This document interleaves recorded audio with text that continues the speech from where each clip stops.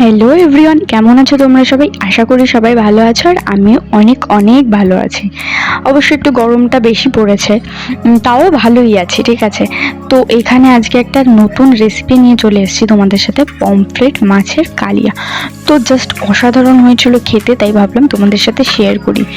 ভিডিওটা তো করে রেখেছি অনেক দিন আগেই, বাট সেইভাবে এডিট আমার করতে বসা সম্ভব হয়নি, তো সেই কারণে করতে পারিনি। তো দেখে নাও, ফার্স্ট টাইম কী করলাম, মাছগুলোকে ভালো করে ফ্রেশ করে ধুয়ে আমি ওর মধ্যে নুন, হলুদ আর লঙ্কার গুঁড়ো দিয়ে মাছগুলোকে ভেজে নিয়েছি।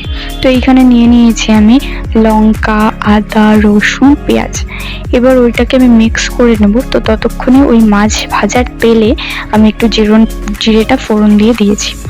তো ফোড়ন দেওয়ার পর এই মশলাটা এবার আমি দিয়ে দেবো, কারণ জিরেটা ভালোভাবে ভাজা হয়ে গেছে। তো এই মশলা, যেটা পেঁয়াজ, রসুন, আদার সব যে পেস্টটা করেছিলাম, পেস্টটা দিয়ে দেবো। এবার এই পেস্টটা দিয়ে দেওয়ার পর ভালো করে আমাকে নাড়তে হবে। তো নাড়বো। দেখো, ভিডিওটা তো করে রেখেছি অনেক দিন আগেই, যখন মা এসছিল, মানে আমার মা এসছিল অনেক দিন হয়ে গেছে, প্রায় 1 মাস। তো 1 মাস আগে ভিডিওটা শ্যুট করেছি। আর আমার কি বলবো তোমার, মানে বসার মতো এডিট করতে আমার সময় হয়ে ওঠেনি। হ্যাঁ, অনেকবার ফোন ঘেটেছি, মানে রিলস দেখেছি, শর্টস দেখেছি, কিন্তু এডিট মানে করার মতো এনার্জিটা ছিল না। তো যাই হোক, তারপর আমি নুন, হলুদ আর একটু লঙ্কার গুঁড়ো দিয়ে দিলাম। লঙ্কার গুঁড়োটা না দিলেও চলে, জাস্ট আমি কালারের জন্য দিয়েছি, যাতে কালারটা একটা রেড, একটা ভালো একটা কালার আসে। তো এখানে দিয়ে দিয়েছি। এবার ভালো করে নাড়তে হবে, যাতে যে একটা কাঁচা গন্ধ থাকে না, সেটা যাতে চলে যায়। তো এবার দেখতেই পাচ্ছ মশলার থেকে তেল ছেড়ে দিয়েছে, ঠিক আছে। এবার এই তেল ছেড়ে দাও,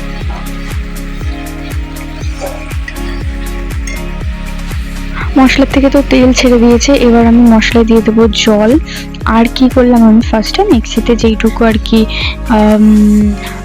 একটু মশলা লেগেছিল, ওটার মধ্যে একটু জল দিয়ে ওই জলটা দিয়ে দিলাম। দেন আমি এখানে অ্যাড করব টমেটো। তো টমেটোটা কেটে দিলেও চলে, বাট আমি মিক্সি করেই দিয়েছিলাম। তো এবার দিয়ে দিলাম ওর মধ্যে, মশলাটার মধ্যে। তো এখানে দেখতেই পাচ্ছ ভালো করে আমার এটাও কষানো হয়ে গেছে।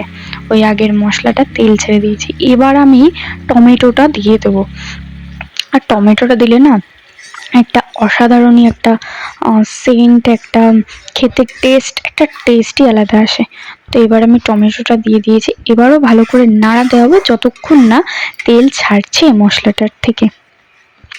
তো এখানে দেখতেই পাচ্ছ আমি কন্টিনিউ নাড়াচ্ছি, কারণ নাড়াতে হবে, না হলে নিচে লেগে যাওয়ারও একটা ভয় থাকে।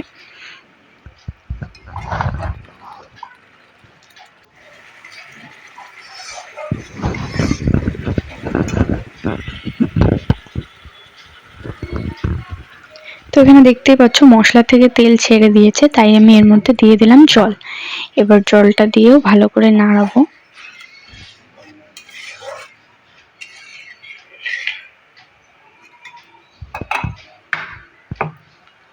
এবার নাড়াবো। এবার আমি একটু ঢেকে দেবো, কারণ একটু ঢেকে দিলে একটু আমি মনে করি ভালো।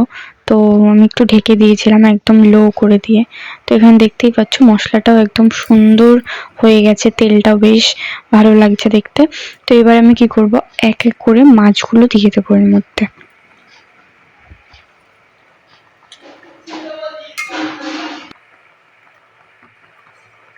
তো মাছগুলো দিয়ে দিয়েছি। এবার দেখছো হালকা করে ফুটছে। এবার আমি এর মধ্যে ধনেপাতাটা অ্যাড করব।